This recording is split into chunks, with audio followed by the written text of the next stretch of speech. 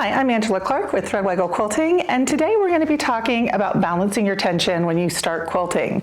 So we've loaded a quilt onto our frame, and we want to balance our tension so that we don't have to worry about it once we start quilting.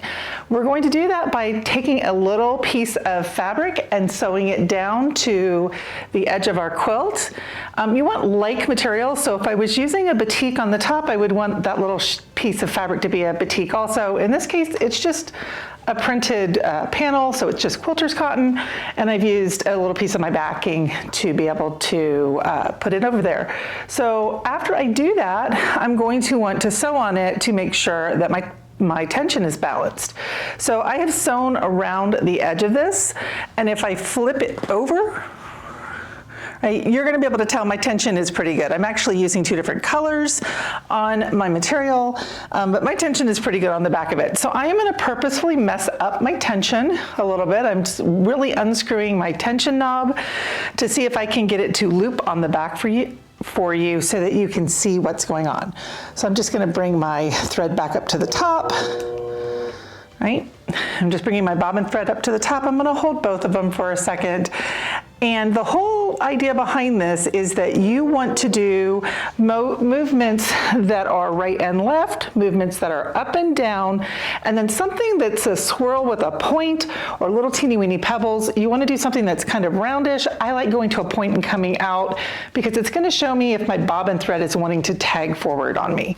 So I'm just going to hold this a little bit because I don't have side clamps at the moment. I'm going to turn my machine on. I'm going to go back and forth, up and down, and then like I said, I would go into the point. Now I know I have a problem, and I can tell I have a problem because everything's loosey-goosey on the top. I actually broke the thread there, but if I grab a hold of this, you can see big loops of thread coming up. And if I show you on the back, it's railroad tracking, so everything's laying flat, and you can actually see the light blue color coming to the back. So right now it's doing something called flatlining or railroad tracking. If I went around a corner, you would see it just pulling, eyelashing those little pieces of thread across. Anytime you have a problem like that that's on the back of your quilt, your problem with the thread is probably going to be on the top. So in this case, I know I need to tighten my top thread. And I'm going to tighten my top thread until my little tension knob is about even. So I'm going to try to move this up so you can see what I'm talking about. I'm going to be tightening this tension knob, and there's a little shaft that's split in this tension knob. And guys, this is barely on there. That's why I'm having a problem, right? So I'm going to tighten this down, and you're going to see me rotate it around many, many times. And what I'm doing is trying to get that little split shaft that's in there even with the outside of my tension disc. Okay, so I've done that. I'm going to look down again, or have you look down again. And then I'm going to turn it on again, and I'm going to stitch again.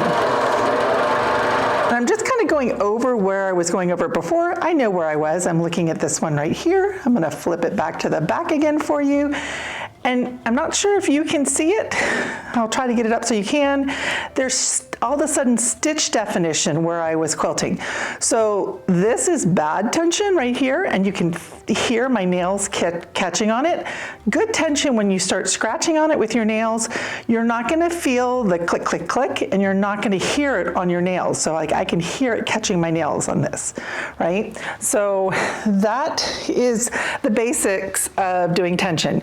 You're going to set your bobbin tension where you want it to be, and you're going to start testing your top tension, right? Once you get them balanced, then you're ready to quilt. So I'm actually ready to quilt at this point, but before I do that, I want to show you how to balance your bobbin tension because my bobbin was already in and ready to go, right?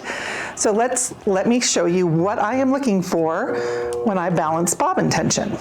So this is the bobbin that I took out of my long arm, and it is a magnetic bobbin. So if I pull it out and I show you my bobbin case, right, you're going to notice that there's no backlash spring inside my bobbin case. And that is because my little bobbin that I'm using has a magnetic core to it.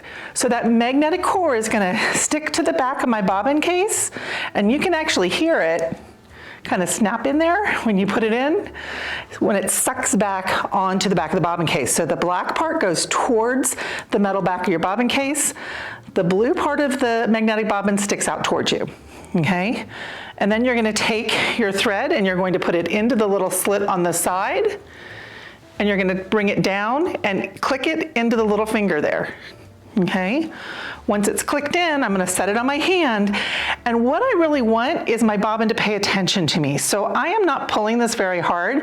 I am kind of holding it against my pinky, because when you have a magnetic bobbin, it wants to hold it, right?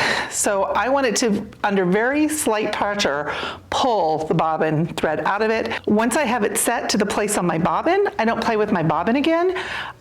From that point forward, I'm only gonna be playing with my top thread. So I would break this, and then when you're putting your bobbin into your case, I always hold it with my fingers like this. So thread up at the top so I can see the pretty color of the thread. And then when I'm putting it into the machine, I'm gonna put it in that way, right? Okay, so, and I just hold it like that, walk up to my machine, look at my needle, move my quilt out of my way, and I snap that bobbin right into place. You do need to hear it click. But guys, that really is all that you should have to do when you're balancing your bobbin. If it's taking you more than 10 minutes, let's say, to balance your tension, you want to pick up the phone and call somebody. Either phone a long arming friend, call your dealer, call your APQS or the company that sold you your long arm, and any of us will be happy to help you get your tension balanced so you can quilt. I hope you found this video helpful. If you did, please like, comment, and subscribe to the channel. Subscribing to the channel means that you will get notification of all of our future videos. And liking and commenting, we just like to know what you guys want us to do and what we can do to help you. Once again, Angela Clark, Threadwaggle Quilting.